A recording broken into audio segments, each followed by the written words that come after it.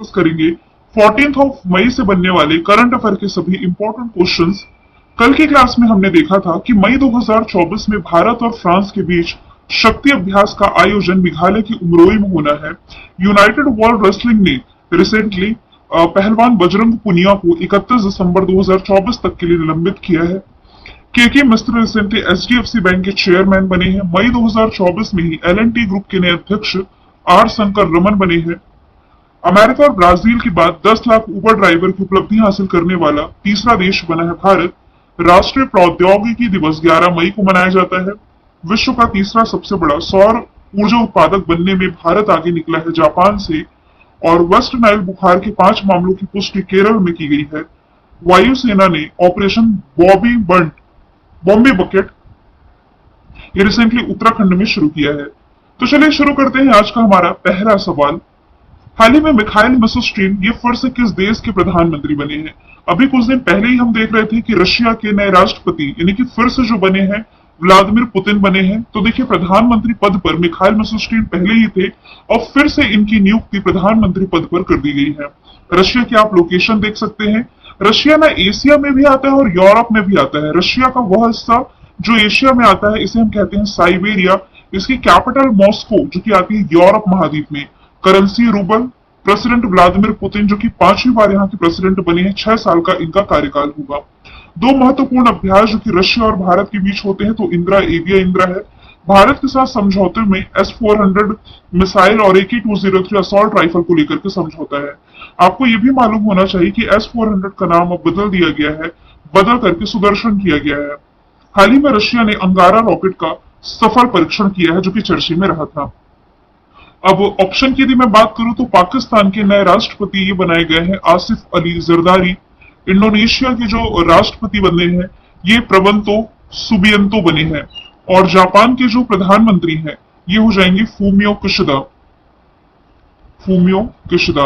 हालांकि अभी रिसेंटली ना जिन देशों में नए प्रेसिडेंट या प्राइम मिनिस्टर की अपॉइंटमेंट हुई है ये मैंने यहाँ अलग से लिख रखा है। जैसे कि पाकिस्तान के राष्ट्रपति तो मैंने बताया, यहाँ के जो उप प्रधानमंत्री बने इशाक डार बने हैं।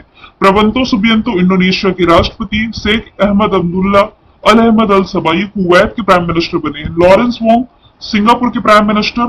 पीटर पेलिग्री स्लोवाकिया के राष्ट्रपति। अब्दुल फतेह अल सीसी इजिप्ट के। और जूडिथ सुमिनवा तुलुका ये कांगो की पहली महिला प्रधानमंत्री चुनी गई है।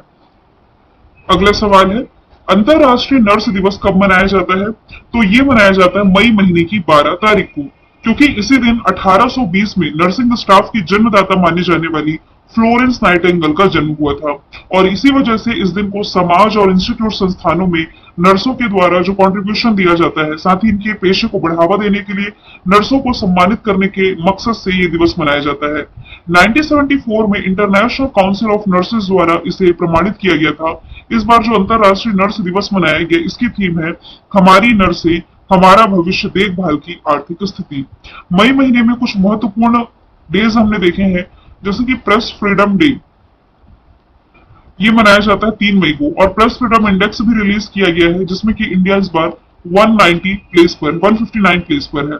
8 मई को आपका थैलेसीमिया डे तो मनाया ही गया। इसके अलावा वर्ल्ड रेड क्रॉस डे मनाया जाता है। अंतरराष्ट्रीय माफ कीजिएगा राष्ट्रीय प्रौद्योगिकी दिवस ये मई महीने की 11 तारीख को मनाया जाता है जो कि रिसेंटली मनाया गया है। अगले सवाल की तरफ बढ़ते हैं। तीसरा सवाल है नागालैंड की पहली महिला पुलिस महानिदेशक के रूप में यानी कि डीजीपी के रूप में किसकी नियुक्ति की गई है? तो ये नियुक्ति की गई है इदा शिशा नोंगरंग की। ऑप्शन नंबर ए इसका राइट आंसर हो जाएगा। अब ये किनका स्थान लेने जा रही है? लज्जा राम बिश्नोई का, जो कि 19 मई को रिटायर हो रहे हैं। अब ये जो इदा शिशा नोंगरंग है ये मेघालय के डीजीपी के रूप में 19 मई 2026 यानी कि जब से पदभार ग्रहण करेंगी उसके अगले 2 साल तक ये काम करेंगी। वर्तमान में ये जो नोरेंग है सुश्री नोंगरंग ये मेघालय नागरिक सुरक्षा की महानिदेशक है और खासी समुदाय से भी है। और 2021 में इन्होंने कार्यवाहक डीजीपी के रूप में भी कार्य किया था। मेघालय एक पहाड़ी राज्य है जहां 3 मात्र वंशी जाति समुदायों का वर्चस्व है। एक तो खासी मैंने बताया, दूसरी हो जाएगी इसमें गारो और जयंतिया। गारो खासी जयंतिया मेघालय से आप प्रमुख तौर पर याद रख सकते हैं। मेघालय की कैपिटल शिलोंग है और इस शिलोंग में इंटरनेशनल चेरी ब्लॉसम फेस्टिवल का आयोजन तो किया ही जाता है। कॉनराड संगमा यहाँ के हो जाएंगे मुख्यमंत्री, फागू सिंह चौहान हो जाएंगे राज्यपाल। यदि आप करंट से रिलेट करेंगे तो शक्ति अभ्यास जो कि हमने देखा था भारत और फ्रांस के बीच में ये आयोजित किया जाता है मेघालय के उमरोई में, अभी 13 मई से ही शुरू हुआ है। ऑप्शन के थ्रू यदि हम देखें तो रश्मि शुक्ला ये महाराष्ट्र सरकार में रिसेंटली डीजीपी के रूप में नियुक्त की गई है।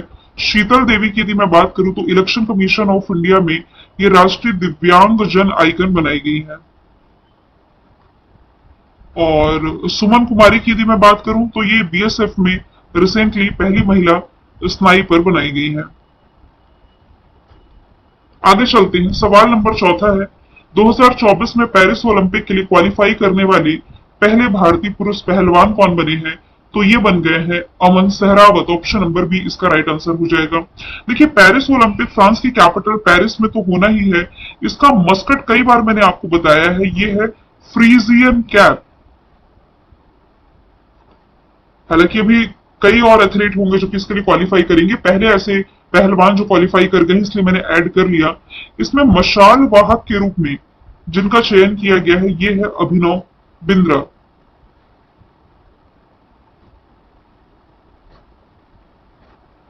और यदि मैं बात करूं कि इसमें ध्वजवाहक कौन चुने गए हैं तो ध्वजवाहक हो जाएंगे शरद कमल। आगे चलते हैं, हाल ही में किस देश के खिलाड़ी कॉलिन मुनरो ने इंटरनेशनल क्रिकेट से संन्यास की घोषणा की है? तो ये न्यूजीलैंड के खिलाड़ी है जिन्होंने अभी हाल ही में अंतरराष्ट्रीय क्रिकेट से संन्यास ले लिया है। अब देखिए कई बार एग्जाम में ना खिलाड़ी और उनसे संबंधित कंट्री पूछी जाती है, तो मैं ऑप्शन के थ्रू यदि आपको बताऊं तो वेस्ट इंडीज से एक खिलाड़ी का नाम आप रिलेट कर सकते हैं, ये है क्रिस गेल। फिर यदि कायरन पोलार्ड का भी नाम आप वेस्ट इंडीज से रिलेट कर सकते हैं, वही वेस्ट इंडीज जो कि इस साल आईसीसी T20 वर्ल्ड कप जो पुरुषों का होगा ये होस्ट करेगा। अमेरिका भी हालांकि इसमें शामिल है। साउथ अफ्रीका से आप एबी डिविलियर्स का नाम याद रख सकते हैं। ऑस्ट्रेलिया से देखिए, ऑस्ट्रेलिया से यदि आप नाम रिलेट करेंगे तो मिशेल स्टार्क का नाम रिलेट कर सकते हैं। आईपीएल के इतिहास के सबसे महंगे खिलाड़ी जिन्हें कोलकाता नाइट राइडर्स ने खरीदा है। सवाल नंबर 6वां है, माउंट एवरेस्ट पर 29वीं बार चढ़ाई करने वाले पहले व्यक्ति कौन बने हैं? तो ये है कामी Rita Sherpa. Option number A इसका राइट आंसर होगा। देखिए अभी तक ना ये रिकॉर्ड कामी रीता शेरपा, पसांग दावा शेरपा दोनों के ही नाम था। इन्होंने 26 बार चढ़ाई की थी, तो पसांग दावा शेरपा ने भी 26 बार, लेकिन अब अपना ही रिकॉर्ड बीट करते हुए 54 वर्षीय जो पर्वतारोही है ये माउंट एवरेस्ट की चढ़ाई कर चुके हैं 29वीं बार। 7 समिट ट्रैक्स द्वारा आयोजित इस पर्वतारोही अभियान में 20 पर्वतारोही शामिल थे। 29वीं बार चढ़ाई की है कामी रीता शेरपा। पसांग दावा शेरपा भी नेपाल के एक गाइड हैं जो कि इस पर चढ़ चुके हैं। ओलेंग कोनोंगो की यदि बात करें तो रशिया से ये बिलोंग करते हैं। सबसे लंबे समय तक अंतरिक्ष में रहने का रिकॉर्ड इन्हीं के नाम पर है। कुछ दिन पहले मैंने आपको पैसिफिक ओशन के गहरे बिंदु निमो पॉइंट के बारे में बताया था। इस पर पहुंचने वाली पहले व्यक्ति क्रिस ब्राउन बने थे। सवाल नंबर 7वां है, हाल ही में मेरी जानकारी के अनुसार दुनिया का सबसे बड़ा एयरपोर्ट कहां बनने जा रहा है? सवाल आपको मैंने पहले ही पढ़ाया था कि दुबई यूएई का एक प्रमुख शहर है जहां पर दुनिया का सबसे बड़ा एयरपोर्ट बनने जा रहा है, जिसका नाम होगा अल मखतूम इंटरनेशनल एयरपोर्ट। अभी में जो दुबई का इंटरनेशनल एयरपोर्ट है ना, इससे भी 5 गुना ये बड़ा होगा। लगभग $35 बिलियन का इसमें खर्च आएगा। यूएई की कैपिटल अबू धाबी, करेंसी दिरहम, प्रेसिडेंट यहाँ के मोहम्मद बिन जयाद अल निहान हो जाएंगे। आप यदि रिलेट करें तो पिछले साल का जो कोप 28 समिट है ये इसी ने होस्ट किया था। हालांकि इस साल का होस्ट करने जा रहा है अजरबैजान।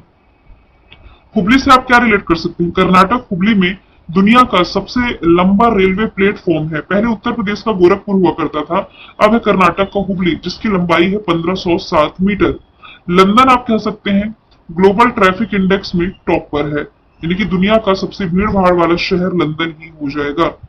वीना ये है ऑस्ट्रिया की कैपिटल, ये है दुनिया की मोस्ट लिवेबल सिटी, दुनिया का सबसे रहने योग्य शहर। सवाल नंबर 8वां है, हाल ही में 30वीं सुल्तान अजलन शाह ट्रॉफी किसने जीती है? तो ये रिसेंटली जीत ली है जापान ने। जापान ने फाइनल में पेनल्टी शूटआउट में पाकिस्तान को 4-1 से हरा करके अपना पहला सुल्तान अजलन शाह ट्रॉफी जीती है। मैं आपको बता दूं ये सुल्तान अजलन शाह ट्रॉफी जो है ये हॉकी से रिलेटेड है। तो फाइनल 11 मई 2024 को मलेशिया के इपोह स्थित इपोह में स्थित जो अजलन शाह स्टेडियम है यहाँ खेला गया। इसमें 6 टीमों ने पार्टिसिपेट किया है, Japan, Pakistan, Canada, south Korea, New Zealand और मलेशिया। जबकि इसने मेजबानी की थी, इसने पार्टिसिपेट किया। जापान ने ट्रॉफी जीती, पाकिस्तान दूसरे स्थान पर रहा, तीसरे स्थान पर मलेशिया, इसके बाद न्यूजीलैंड, साउथ कोरिया और अंतिम स्थान पर इसमें रहा है कनाडा। भारत ने कब कब ये ट्रॉफी जीती है? 5 बार, 1985 में, 1991 में, 95 में, 2010 में। अच्छा, आप ये रिलेट कर सकते हैं कि लास्ट टाइम का जो थॉमस कप था ना 2022-23 वाला, ये भारत ने जीता था। अभी थॉमस कप और उबर कप, जो कि पुरुषों के बैडमिंटन से रिलेटेड और महिलाओं के बैडमिंटन से रिलेटेड है, ये दोनों ही जीता है चाइना ने। अगला सवाल है, रिसेंटली चाड के राष्ट्रपति का चुनाव किसने जीता है? तो ये जीता है इदरीस डेबी ने। ऑप्शन नंबर ए इसका राइट आंसर है। चाड की यदि लोकेशन यदि आप देखें, सेंट्रल अफ्रीका में स्थित एक देश जिसकी कैपिटल इंजमेना, करेंसी सीएफए फ्रैंक हो जाएगी, और राष्ट्रपति मोहम्मद इदरीस डेबी, जिनका मैं डिस्कशन कर रही हूँ, यही बने हैं। अभी यदि मैं ऑप्शन की बात करूं तो फ्रांस के राष्ट्रपति इमैनुअल मैक्रोन है, जो कि रिसेंटली भारत के दौरे पर आए थे। पाकिस्तान के राष्ट्रपति आसिफ अली जरदारी, प्रवंतो सुबियंतो, ये हो जाएंगे सिंगापुर के राष्ट्रपति। हाल ही में किस संगठन ने महिलाओं के खिलाफ हिंसा से निपटने के लिए पहला कानून अपनाया है? यह अपनाया गया है यूरोपीय यूनियन के द्वारा। इस कानून में जो भी यूरोपीय यूनियन की मेंबर कंट्री है, इन देशों में महिला जननांग विकृति, जो जबरदस्ती विवाह कराया जाता है, ये और जो ऑनलाइन उत्पीड़न कराया जाता है, ऑनलाइन उत्पीड़न जो होता है महिलाओं के लिए, इसे अपराध मानने की आवश्यकता बताई गई है। हालांकि कानून में जो रेप जैसी समस्याएं हैं, बलात्कार की सामान्य परिभाषा शामिल नहीं की गई है। यूरोपीय संघ आयोग ने 2022 में इस कानून का प्रस्ताव रखा था। यूरोपीय यूनियन में जो मेंबर कंट्री है, मैंने मैप के थ्रू तो यहाँ तो ऐड कर दिया है। यहाँ से यदि मैं बात करूं यूनाइटेड नेशन की, तो इसके 193 मेंबर कंट्री है। 193rd मेंबर कंट्री इसके साउथ सूडान है। 55 देश हैं आपके अफ्रीकी यूनियन में, जो कि अभी हाल ही में G20 में शामिल हुआ है। आसियान में मेंबर्स कंट्री 10 हैं, लेकिन अब 11वां शामिल होने जा रहा है इसमें ईस्ट तिमोर, यानी कि पूर्वी तिमोर भी आप इसे कह सकते हैं। स्टैटिक जीके में हम कुछ बॉर्डर वाली लाइन को देखें तो भारत के कंधे पर बैठा चाइना भारत से सेपरेट होता है मैकमोहन लाइन के माध्यम से। रेड क्लिफ लाइन के माध्यम से भारत सेपरेट होता है पाकिस्तान से। जो 17 पैरेलल लाइन है, उत्तरी वियतनाम दक्षिणी वियतनाम को सेपरेट करती है। 24 पैरेलल लाइन भारत पाकिस्तान को, 38 parallel line north Korea south Korea को, 49 पैरेलल लाइन अमेरिका कनाडा को, हिंडनबर्ग रेखा जर्मनी पोलैंड को, ओडरनस रेखा जर्मनी पोलैंड को और मेगिनॉट रेखा जर्मनी फ्रांस को सेपरेट करती है। मैंने कल आपसे पूछा था महिलाओं का T20 वर्ल्ड कप इस साल कौन सी कंट्री होस्ट करेगी? आंसर इसका था बांग्लादेश। अच्छा, यहाँ पर आज का सवाल भी कॉमन हो गया। एक काम करते हैं, मैं आपसे कुछ और पूछ लेती हूँ। कुछ सवालों के जवाब आपको देने हैं, जो मेरे दिमाग में चल रहे हैं वो आपको बताना है। पहला सवाल आपसे ये है कि IPL 2024 जो महिलाओं का रहा है, पुरुषों को तो अभी हुआ नहीं है, इसमें विजेता कौन है, किसे हरा करके विजेता है, ये बताना है। दूसरा सवाल आप लोगों से ये है कि चंद्रयान 3 की सफलतापूर्वक लैंडिंग की गई थी साउथ पोल में, तो इस पॉइंट का नाम क्या है? ठीक है। तीसरा सवाल मैं आप लोगों से ये पूछ लेती हूं कि इस साल का जो G20 है, ये कौन सी कंट्री होस्ट करने जा रही है? चौथा सवाल मैं आप लोगों से ये पूछ लेती हूँ कि प्रेस फ्रीडम इंडेक्स में, अच्छा प्रेस फ्रीडम तो मैंने बता दिया है, सवाल चेंज करती हूँ। मैं आपसे ये पूछना चाहती हूँ कि हैप्पीनेस रिपोर्ट जो इस साल की आई है, इसमें भारत की रैंकिंग क्या है? और पांचवा सवाल आपसे ये है, जो अयोध्या में राम मंदिर का उद्घाटन किया गया, तो राम मंदिर की मतलब कि जो भगवान श्री राम की प्रतिमा थी, इसके डिजाइनर कौन थे? आज मैंने सवाल ज्यादा पूछे हैं, लेकिन आप लोगों से एक्सपेक्टेड है आंसर। सारी चीजें मैंने आपको डिटेल में पढ़ाई है। शॉर्ट डिटेल लिख सकें जरूर लिखें। हम मिलेंगे नेक्स्ट वीडियो में। Thank you so much.